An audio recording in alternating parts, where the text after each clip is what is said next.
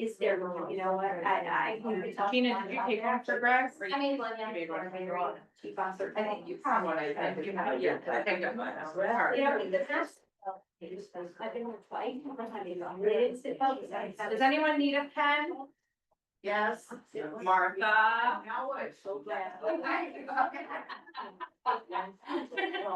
Yeah, for it, okay. You all should share my pen situation. But I like to share, which is good. My son is a rep. Anybody else need a pen? Pen, you need one? Anyone else? Pen? Everyone's good? Fabulous. I don't know. I just said, no, Yes. Well, it's funny. Does everyone have a doc? Everyone has, and for my friends online, I have it online for you also, but just for the in person. Okay, great. We all have the same material. I learned. Yeah. I think Lauren, you have one of these. She was texting, I was pretty good plans. She was telling me.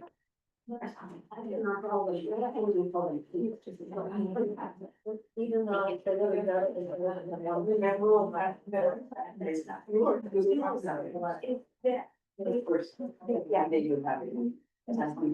Okay, good. Do it. Let's study Torah. Oh, that's okay. You have 30 seconds to get out your Lashon Hara.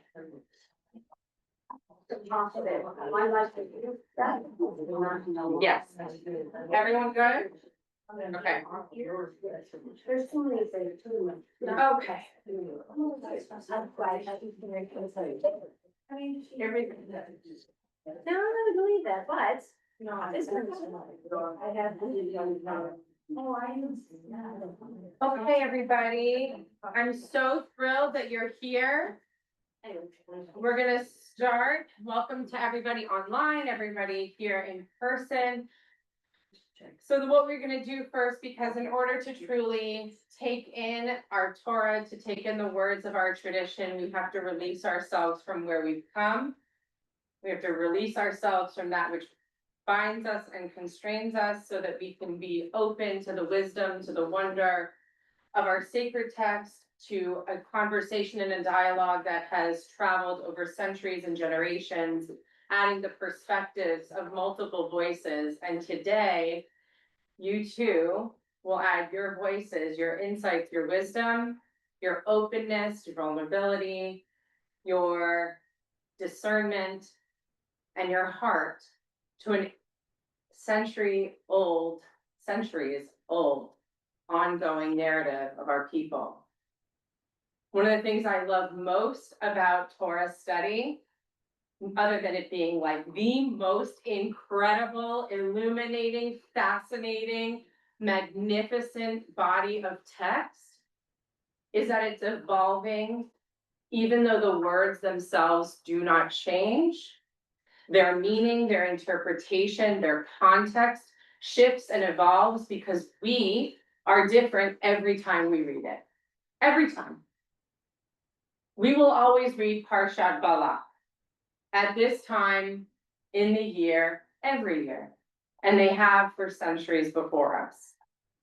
But anytime we open up the pages or unroll the scroll of Torah, Parshat Balak will sound just a little bit different to us because our world has shifted, it has changed, it is new. And God willing, so are we. If you read Parshat Balak next year and you say to me, okay, so what? I read it last year. I see nothing new in it. Then you're gonna make another appointment with me for some spiritual counseling. I can read the words of this Torah over and over and over again. I can spend years of my life in seminary on unraveling each and every segment of it.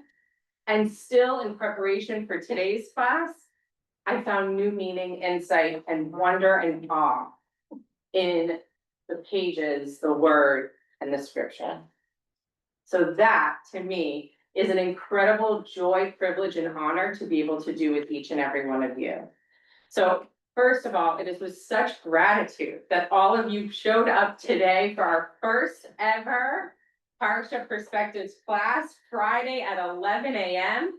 Someone asked me, is this just a 4-part series? No, it is an ongoing, every Friday at 11, we will have the opportunity to study together here in our Beit Midrash. So block it off. Okay, so before we do that, before we dive in, we first are gonna open with the blessing for the study of Torah. So what I want everyone to do is you don't need anything in your hands. Put it down. Allow yourself to truly have left the parking lot. You got out of your cars. You walked into this space. You're here for a reason only known to you. An opportunity to discover, an opportunity to learn, an opportunity to release yourself from the glasses you came in with, the lens that you see the world through at this moment in time. I am going to offer and ask and invite you to allow yourself to be open to different perspective, to be open to seeing the words of Torah in a new way.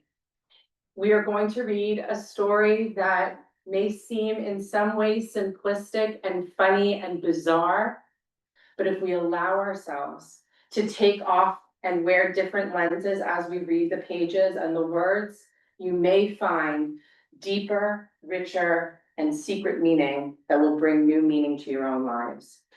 So let's study together. We're going to start with the blessing. One thing I love about the blessing is the words itself, which you're going to see in just a moment. You have it on your pages, you also have it on the screen. So, no, on the screen it's not the right way. So, changed. Let's look at the page. Together.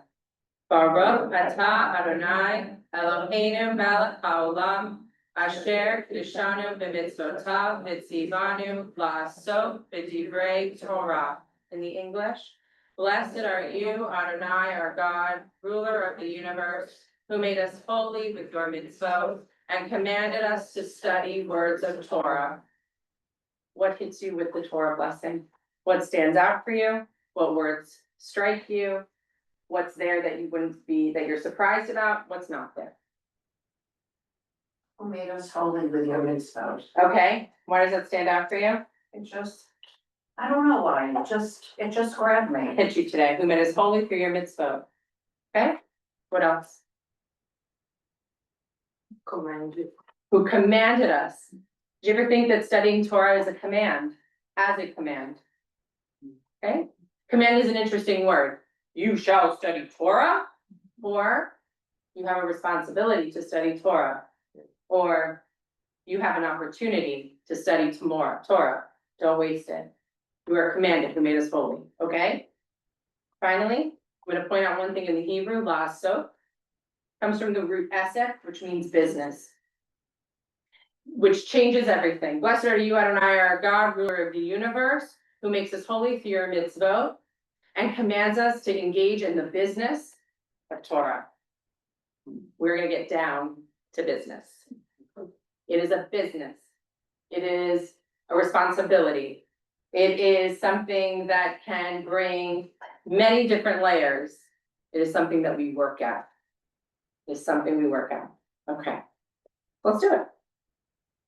There are 4 levels of studying Torah.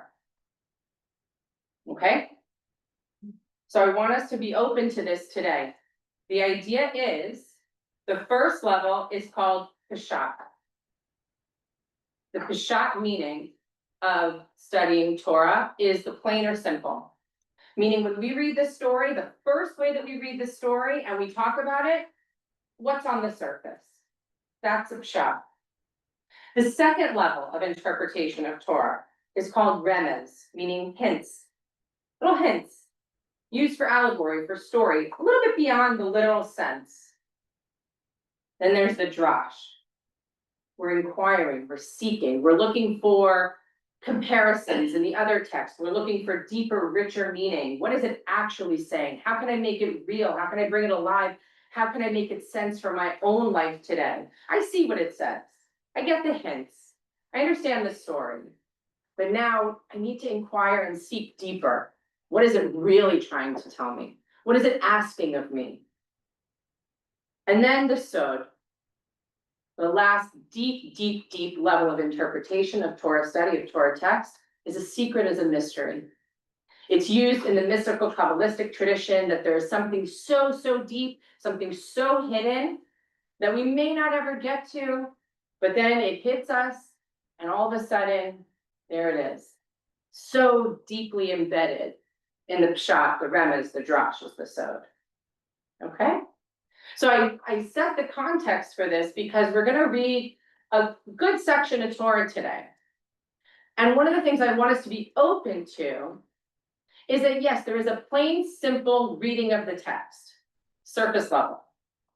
What I'm gonna invite you to do is allow yourself to dig a little bit deeper, to use like an archaeologist and start to brush off some of the dust. Dig a little bit deeper, allow yourself to get your fingernails dirty in the text. Get to the remez. We'll get to the drash. We only have an hour, we're not getting to the sod. Unless you have an amazing moment of sod clarity, please offer us that gift, okay?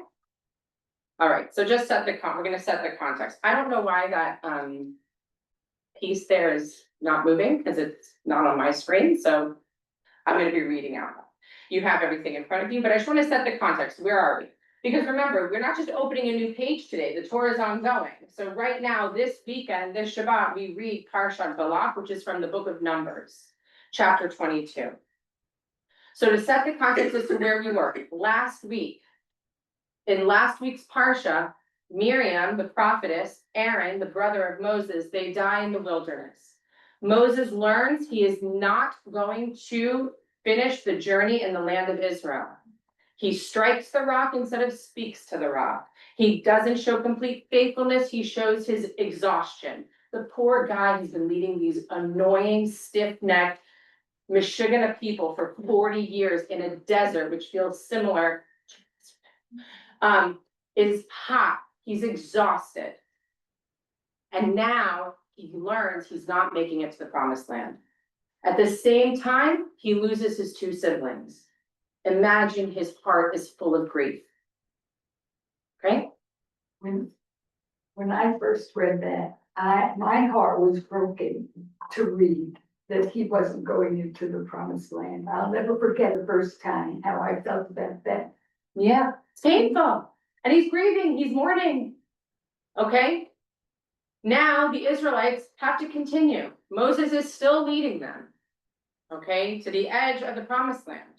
And now they had to fight against the Edomites, the Canaanites, the Amorites as they continue to make their way towards Israel. Each time God helps the Israelites in battle, they win, and now they're gonna come up against the Moabites.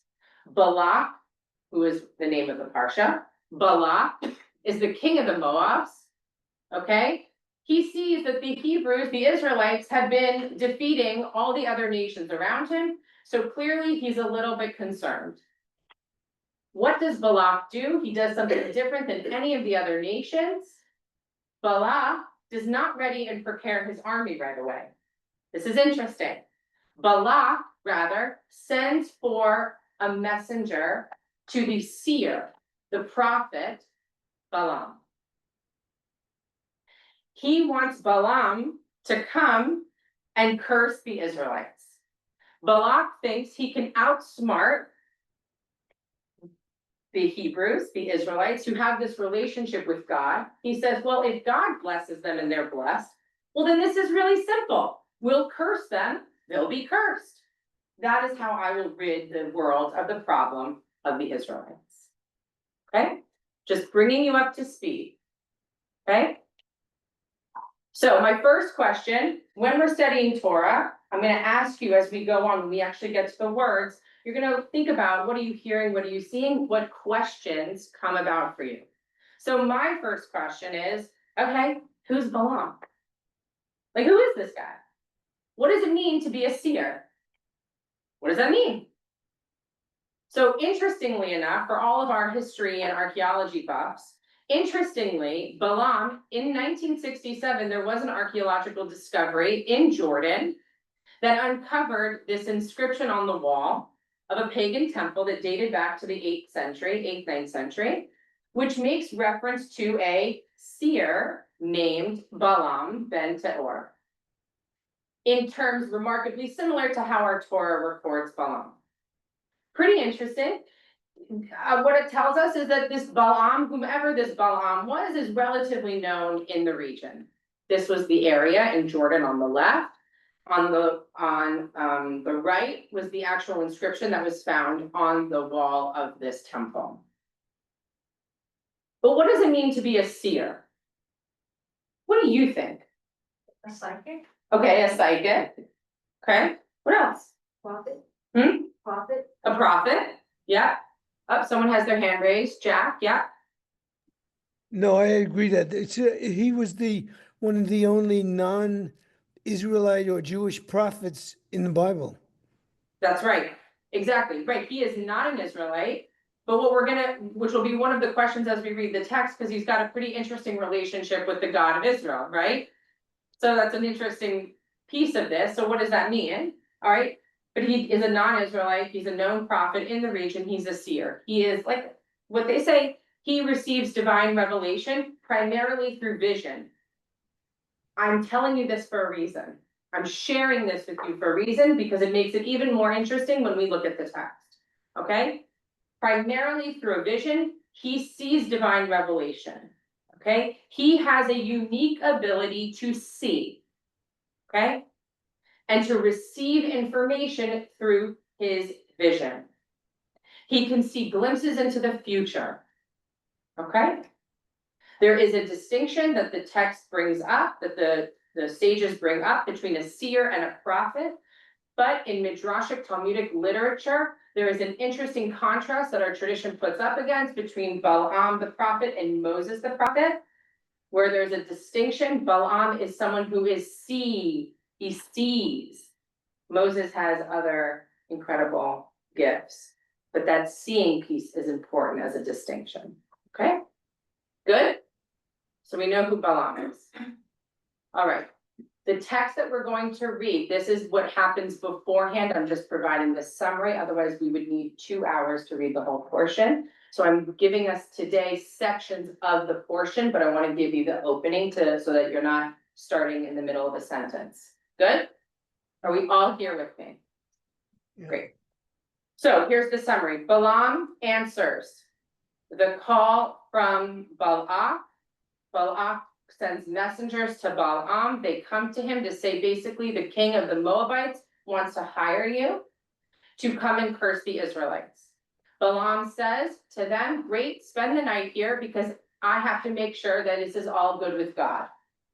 God will speak to me. I will give you my answer if I'm going back with you. Later, God says to Balaam, who are these people? Who are these messengers that come to you? He says, Balak sent messengers to ask me to curse the Hebrews, drive them out. God says to Balaam, no, don't go with them. You don't get to curse the Hebrew people, they're blessed. So Balaam in the morning tells the messengers, can't go, God says no. When Balak, the Moabite king, hears Balaam's answer, he sent more important messengers to Balaam to curse the Hebrews, but Balaam would not say, even if Balak were to give me a house full of silver and gold, I can't go against God's word. And now stay, I'll find out what else God says. This time God tells Balaam, you may go, but only do what I tell you to do. Only say what I tell you to say. Okay? Any questions? Thoughts? Yeah. I'm just curious how a non-Israelite can talk to the God of the Hebrews. Yeah, great question. That's a question we're gonna leave out there. This is a question we're gonna talk about with the text. That's a perfect question. The questions are just as significant and even more so more important than the. So the first question we have when we hear this is, how does Balaam get to have, nobody else in our Torah, like, only certain people in our Torah have this ability to talk to God. Balaam, a non-Israelite prophet, visionary, seer, whatever he is, obviously has this ability. So it lends us to ask the question, why, what is it about him? What is the Torah setting up for us here? Okay? Yeah, I have a totally different paradigm. I wouldn't have thought of that because I think God is God and a seer, I mean, which religion you are is irrelevant. great. Okay, so there's some type of classification of prophet, seer, someone who has these abilities that regardless of their faith, whatever people they belong to, they still are in this realm of ability to have interaction with the divine. That's their job. That's their boss. Okay, right? Like that's their occupation. They have this ability. Okay, great. Anyone else? The king, you pronounce it, always pronounce it good. Arusa, the king to Esther.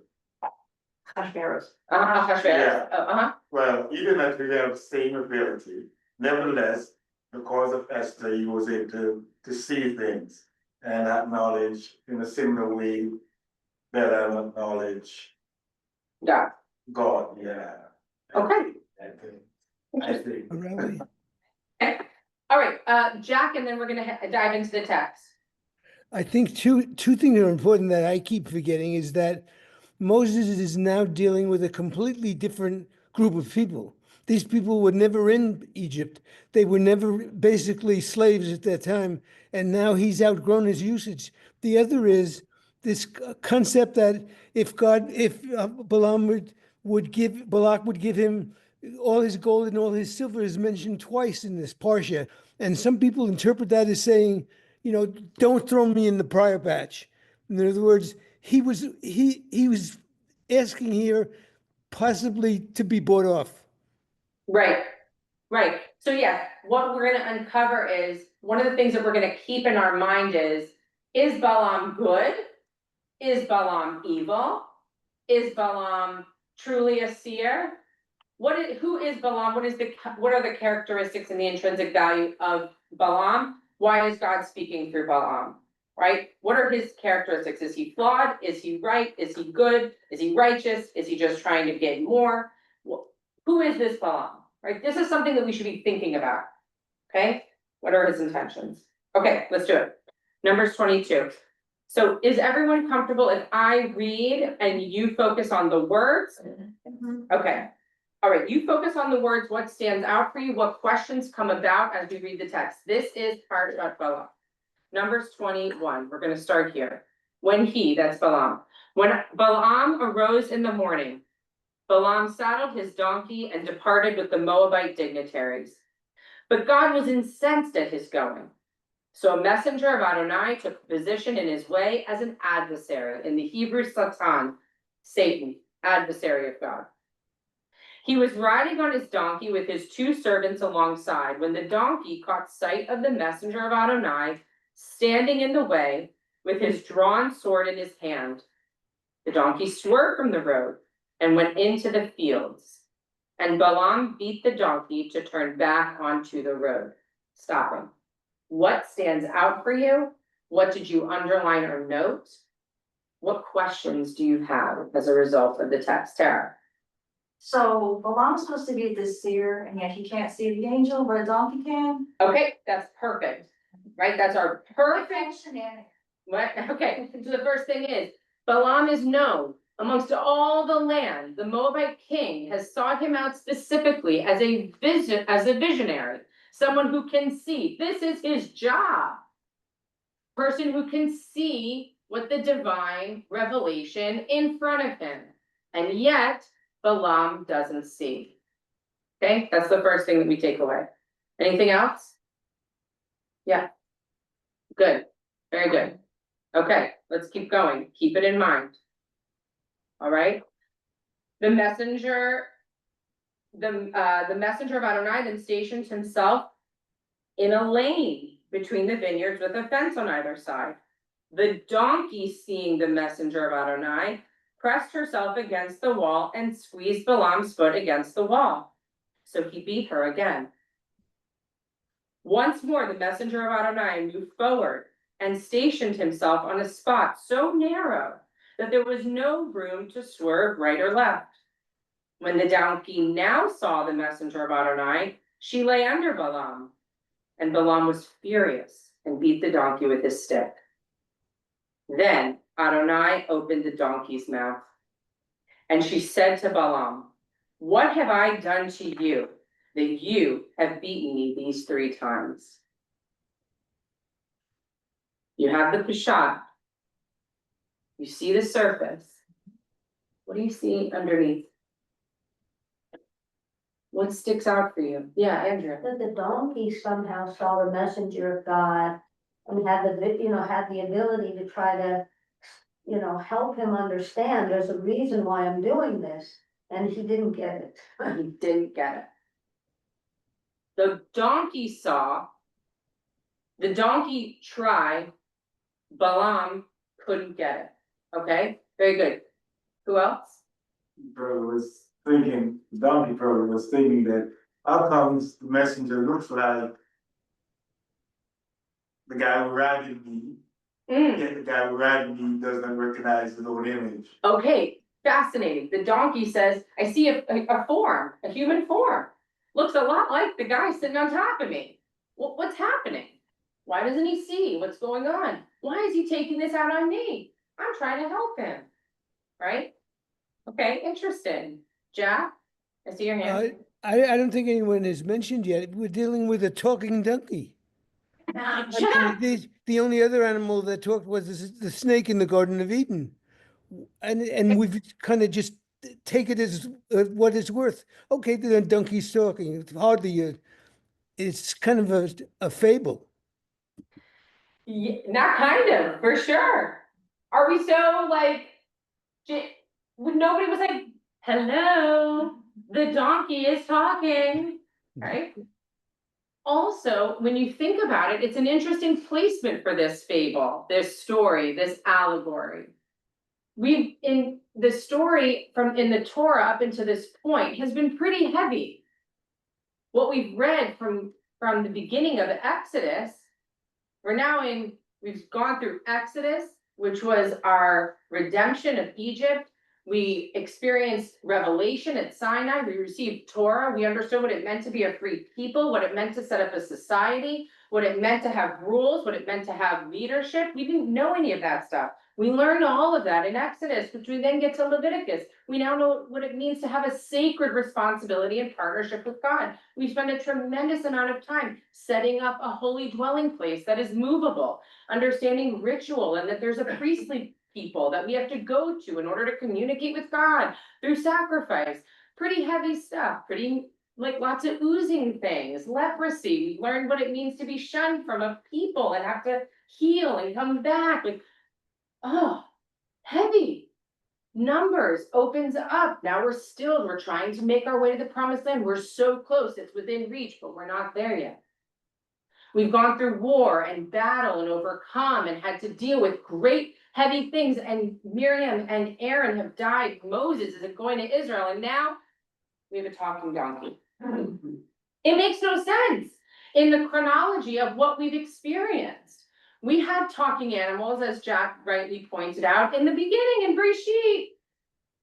A snake. Satan, an adversary. We had all that before, and now it's reappeared, which makes us pause. We should take pause. The Torah is asking us to do something we haven't done in a long time, since way back when. It's asking us to pause and say, what are we being called personally to learn from this situation? We have this Balaam who sees himself as this well-known, recognized seer, can interpret and imagine what God wants and can tell people and curse people. That's incredible power. He sees himself with incredible power and ability to make nations crumble. He's one guy. He can make nations crumble and bring down a people. But he can't see the guy right in front of him. Does his arrogance, his belief in his own self, does it overcome a donkey? What do we know about a donkey? What do they say about a donkey? They're stubborn. Stubborn. What else? Not that smart. Not that smart. They're not that smart, they said.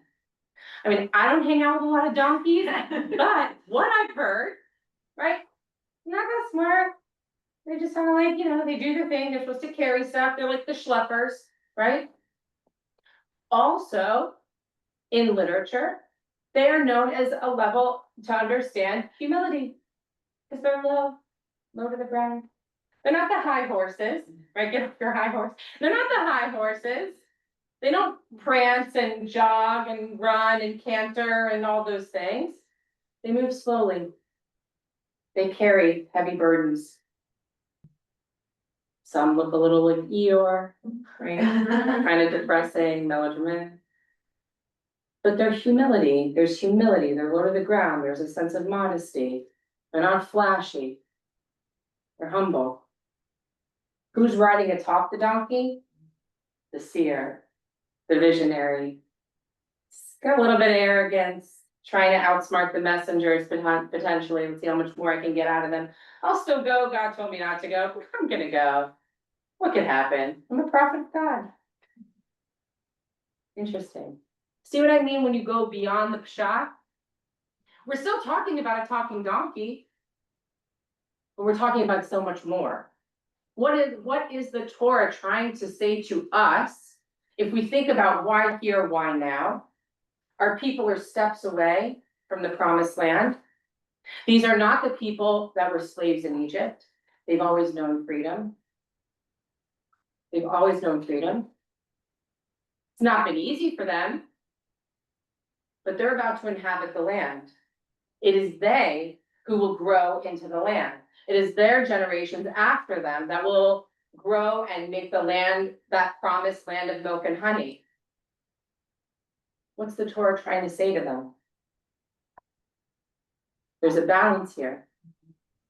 You are going to inherit and inhabit the land, but don't walk so arrogantly into it to know that it's just being given to you. Notice there is that sense of modesty, of humility, that we have to balance between that ego, that knowing, that chosen, that blessed. And also know that we carry that sense of humility of mankind along with us. Perhaps. And not just for the Israelites, but for us.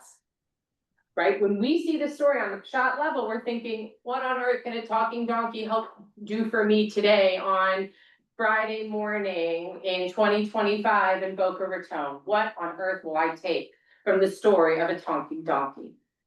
Our first takeaway is the balance between that sense of I sit atop, I ride, I see, I am, versus having the openness, the open heart to know that we can learn even from the talking donkey. Let's keep going. Okay, number 29. Balaam said to the donkey. Notice that Balaam is not unwilling to talk to the donkey now.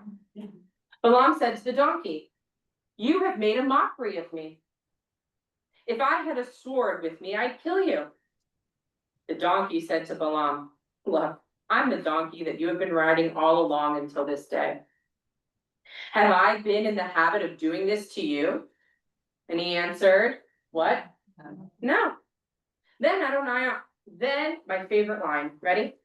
Then Adonai uncovered Balaam's eyes, and he saw the messenger of Adonai standing in the way, his drawn sword in his hand. Thereupon he bowed right down to the ground. The messenger of Adonai said to him, why have you beaten your donkey these 3 times? It is I who came out as an adversary, for the errand is obnoxious to me. What you're doing is obnoxious to me. And when the donkey saw me, she shied away because of me those 3 times. If she had not shied away from me, you are the one I should have killed while sparing her. Balaam said to the messenger of Adonai, I erred because I did not know that you were standing in my way. If you still disapprove, I will turn back. But the messenger of Adonai said to Balaam, go with the men, but you must say nothing except what I tell you. So Balaam went on with Balak's dignitaries. What do you take away? What happens? Willing to be God's word, He's what? willing to be God's word about health. Okay, so he's willing now to obey God's word. Okay, He saw the light. he what? He saw the light. Okay, so he comes into it, he sees the light, he comes into a sense of knowing, okay? But before that, he didn't stop to think, could this donkey be trying to tell me something? This donkey's been obedient, I'm sure, and walking along, and then all of a sudden pulls these maneuvers. And he did not try to fathom, is there another meaning to what the donkey was doing for such a seer? He did not see, he did not think. Right, and think, So yeah, why- nice. Why didn't God remove the blind before then? So that he could see. Okay, And then we wouldn't have somewhat have some of the story. I mean, that's, all of a sudden he said, okay, let's see what you are doing or where you are or what's happening to you. has anybody here ever walked through your life blinded by things? Oh, Yes. Oh, okay, oh, of course, okay, of course. Okay. Have you ever thought, oh, let me just uncover my eyes. I'll see now. As if it's been that simple. Yashrakawa, you deserve all the honor. Think about your life for just a moment. Think about the journey of your lives. Think about last week. Think about this morning. When you opened your eyes this morning and you looked around, did you truly see? What did you not see? What did you choose not to see? What did you intentionally look away from? What did you find it hard to see?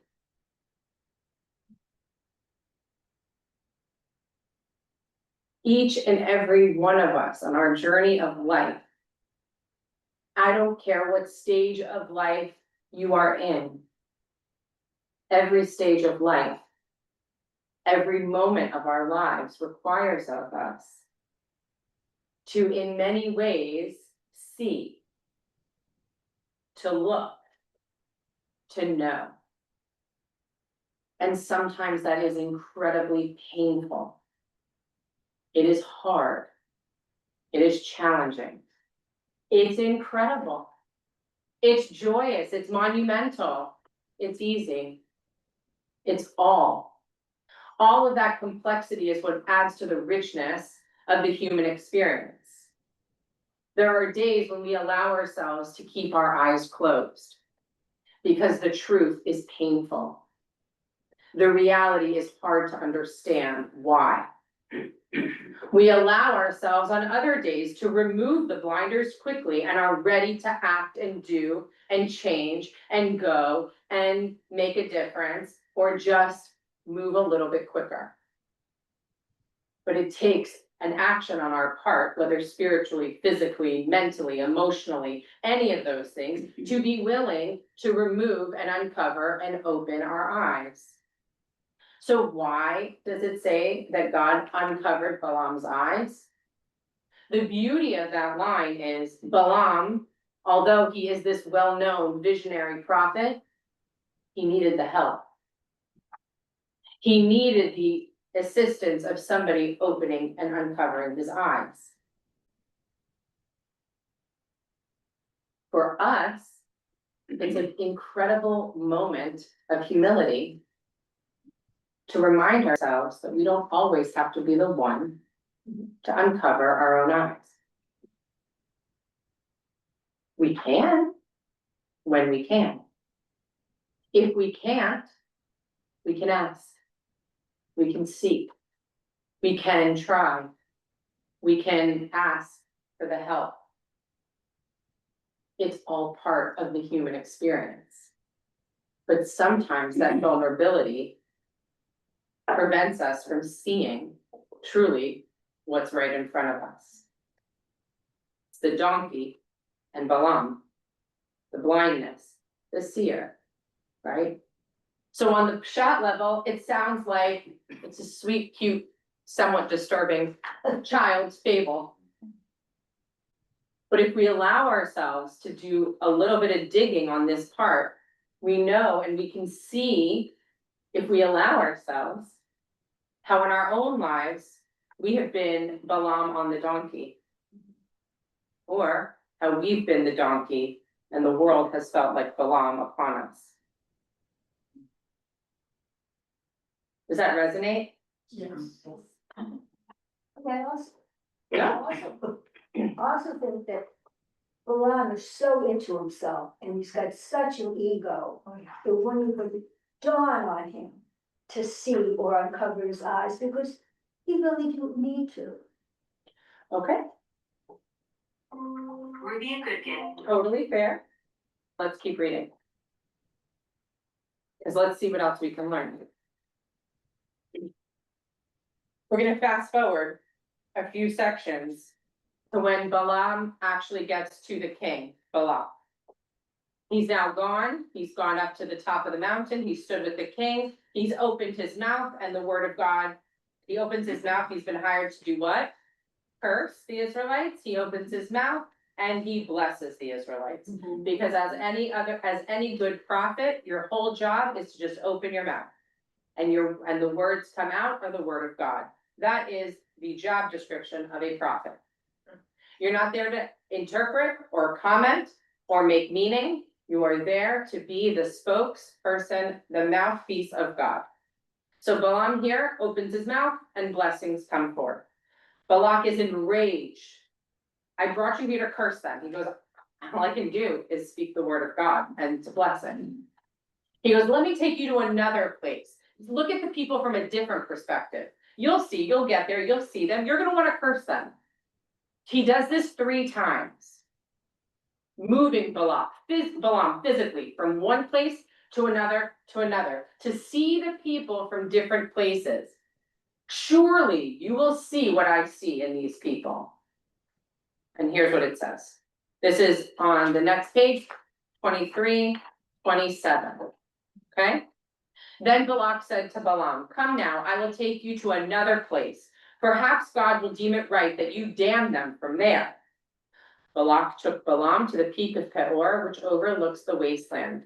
Balaam said to Balak, build me here 7 altars, have 7 bulls, 7 rams ready for me. It's a ritual we're creating.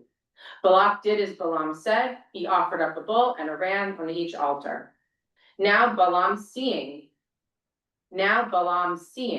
that it pleased Adonai to bless Israel, did not, as on previous occasions, go in search of omens, but turned his face toward the wilderness. He himself turned his own face. He wasn't looking for anything else. He turned his face toward the wilderness. As Balaam looked up and saw Israel encamped tribe by tribe, the Spirit of God came upon him. Taking up his theme, he said, word of Balaam, son of Beor, word of the man whose eye is true, word of one who hears God's speech, who beholds visions from the Almighty, prostrate but with eyes unveiled. Matovu ohalecha Yaakov mishkanotecha Yisrael. Know these words? Singing the song Matovu on Shabbat morning we sing. How good are your tents, O Jacob, your dwellings, O Israel. Like palm groves that stretch out, like gardens beside a river, like aloes planted by Adonai, like cedars beside the water. Their boughs drip with moisture, their roots have abundant water, their ruler shall rise above Agag, their sovereignty shall be exalted. God who freed them from Egypt is for them like the horns of the wild ox. They devour enemy nations, crush their bones and smash their arrows. Crouch, they lie down like a lion, like a lioness who dares rouse them. Blessed are they who bless you. Accursed they who curse you. These are the words of Balaam. What do you find interesting in the text on the surface? Look at the words that are used. Words are intentional, they are not superfluous. That's one of our lessons of studying Torah. The words that are there for a reason. Balaam is going to speak words. It's the word of the man, but the man whose eye is true. He hears speech, he beholds visions. But his eyes are now unveiled. As his eyes are now unveiled, what comes forth from him as he sees from this different perspective, as he himself stands at a place and turns his own head and sees the people, he issues these words. How good are your tents, O Jacob, your dwellings, O Israel? What's the first question that comes to your mind?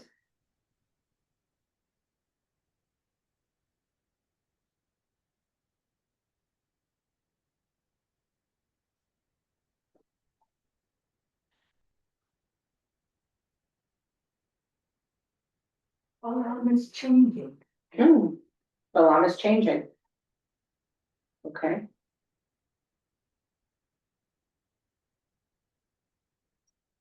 What is the deeper meaning? How fair are your tents? I'm not quite sure what that really means. Beautiful. People or these are people to be, I don't know, blessed, but it's hard to really know what that one phrase means. Absolutely. Beautiful, beautiful. So the first thing Andrea wants to know is, what does that actually mean? How good are your tents, O Jacob, your dwellings, O Israel? What does that really mean? Okay, good question, Lauren. He's not only seeing now, he's hearing. Okay, so now he's open. Okay, so he has more than one sense. Okay, he's not just hearing, he's seeing, he's open. There's a shift in this character. Okay, what do these words actually mean that he says? Well, what he's heard before isn't necessarily true. So what he's been told about these people for him is not necessarily true. Right. Okay, very interesting. That's an interesting insight. If we think about the world today and perspectives of others, the perspectives that we take, from what vantage point, from what peak are we standing when we derive a perspective? When we make a decision or we make a judgment? Are we standing from the same peak always? Are we seeing the situation always from the same vantage point? Are we willing to walk to another plane? Are we willing to see a different, are we willing to accept? Are we willing to travel? Are we willing to acknowledge that there is another vantage point to see a situation, to understand a different people? I would hope so. Is that always our experience? No. Okay, thank you, Martha. Yeah, right? We can be honest. No, we don't all, it's not always easy. But we also have seen when we only allow ourselves to see the world through one lens, through one idea, through one perspective. It may work out, it may not work out. If we only allow ourselves to be surrounded by people who only share our perspective, our vantage point, our judgments, our praises, we find ourselves in a beautiful echo chamber. But do we allow ourselves, do we invite ourselves, are we welcome to stand on that other point peak, in that other realm, in that other echo chamber? When does an echo chamber just become a chamber? When does the chamber actually become an open room? When does that open room actually allow us to invite multiple perspectives to hear beyond just what we are offering? Who beholds visions because his eyes are now unveiled. It takes action. It takes conscious awareness. It takes not just one hand or one day to fully unveil our eyes. Now let's get to this, how good are your tents, O Jacob, your dwellings, O Israel? One of the first questions I have, and one of the things I think about is, these are words that are spoken by a non-Israelite prophet, seer, whomever, guy who was hired to curse us.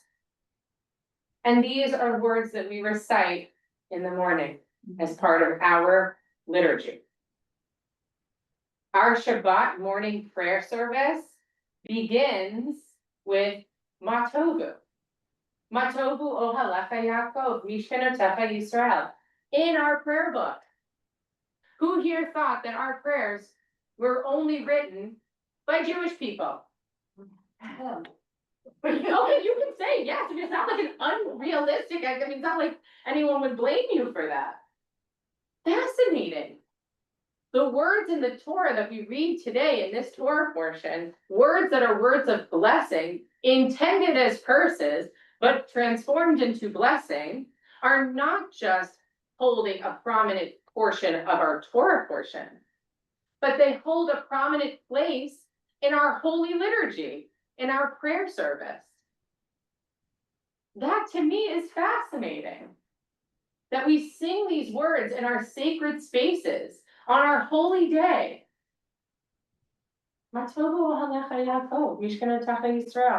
Words not even spoken by one of the prophets of Israel, but by a non-Israelite prophet, whose intentions were not so good, not so bad, but we don't know. And yet, we sing them and pray them, still to this day.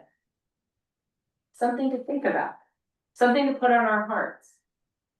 We may find great inspiration, we may find great blessing from sources, from places, from people whom we may never have expected. That's our other takeaway. That these words that were intended to be cursing the people, transformed into words of blessing to bless the people. And still to this day, our tradition says we should remember that. Not just remember and recall it and study it once a year on Parsha Balak, but sing it beautifully. Beautiful melodies from Torah. Every week. Open up that Shabbat prayer book, sing Matova. When you do, remember its source. Remember the story of what it means to balance between ego and arrogance, humility and modesty. What it means, what it means to be a seer. What does it mean to see? How it should not be taken for granted that we just open our eyes and see, but that it requires more of us, more of a responsibility on our part to unveil our eyes and to see, and not just see from where we are, but allow ourselves, invite ourselves, push ourselves, try, challenge ourselves to be willing to look from different peaks and points and planes and vantage points to understand the perspectives around us, to see it from all things and not allow our blinders or our eyes to be a narrow focus all the time. Let's just see what Shai teaches. Oh yeah, there's Matovu in the prayer book. Rabbi Shai, here's what he offers.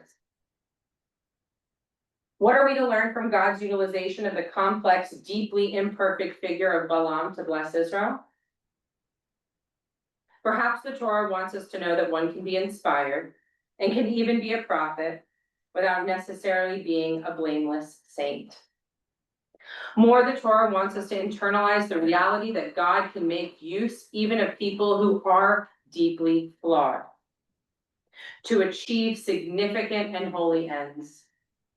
This is neither a trite claim nor a truism. On the contrary, it is the reality that makes covenant possible, since we are all fragile and broken. God uses only, if you think about the Torah and the people that God speaks through, God uses only imperfect people to achieve God's end in the world. We are so often tempted upon discovering people's shortcomings to dismiss them altogether, to reject the possibility that they can accomplish anything truly important in the world. But Jewish theology insists otherwise. People can have profound flaws and still do powerful, even things to further God's ends in the world. Yet the underlying message of God's use of Balaam is crucial. Can you hear this? You do not need to be perfect in order to be God's vessel.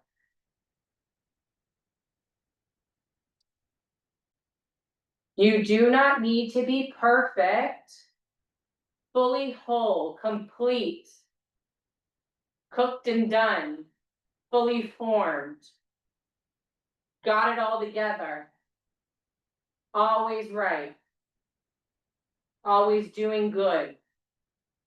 You do not need to be perfect in order to be God's vessel, to be holy, to do good in the world. I'm adding to Rabbi Shai. That's your right. What is true of our perception of others ought to be true of our self-perception as well. Confronted with the reality of our struggles and limitations, many of us have been tempted to decide that we are worthless, cannot possibly do anything of value in the world. Perhaps we convince ourselves our issues are just so great that they will always get in the way. The Balaam on top of the donkey. The Torah will have none of it. If God chooses to bless through Balaam, then God can choose to bless through us as well. If God can bless through Balaam, we, as human beings, we can choose to bless through ourselves as well. We are forbidden to write ourselves off, just as we are forbidden to write off others. I can be deeply flawed. I can be a Balaam on top of a donkey and still be called to serve. You don't have to be perfect to be a vessel of righteousness, of humility, of goodness, and of blessing. In our Torah portion for this week, every Torah portion has a companion in the book of prophets. Micah, it says, you have it on here, I will read it out loud. It says, using the same matovu structure, you have been told, O mortal, what is good, what is tov, and what God requires of you. Do you want to know what the requirement is of what it means to be good? Only to do justice, to love goodness, and walk modestly with your God. We have 3 requirements. Do justice, love goodness, and walk with modesty and humility. So if we think about what we took away from Parsha Balak today, my hope is that not just that you saw, but you allow your eyes to be unveiled, your hearts to be a little bit open wider. That we live with humility, to recognize that we too are blind sometimes. Let's be humble to actually acknowledge that. Let's live with compassion to honor others' potential, even in their brokenness, as well as to honor the potential in ourselves, even in our brokenness. And let's live with the responsibility to continue growing and becoming. Growing and becoming. And we do that by doing justice, what is right. Being willing to open our eyes and unveil our eyes to see injustice and to be open with our hearts to right those injustices. To be able to see it from every vantage point and every perspective, to be willing to lay down our ego and our arrogance and to mix that in with the humility and the modesty, with the acknowledgement and the knowing of our humanity, to love goodness, not just to know goodness, not just to experience goodness, not just to do goodness, to love goodness, it's different. And then walk humbly. So what are your takeaways? What are you gonna do? What are you gonna do today? You're gonna open your eyes a little bit wider. You're gonna open your heart a little bit wider. You're gonna be willing to see from different vantage points, from different perspectives. And what you're gonna do over Shabbat is I want you to reflect on this. I want you to reflect on what is the gap for yourself. What is the gap between who I am and who I am meant to become? That's your reflection for Shabbat from this Torah portion, Bella. I want you to think about that gap. What is that gap? What is that space? What is that part that is still veiled?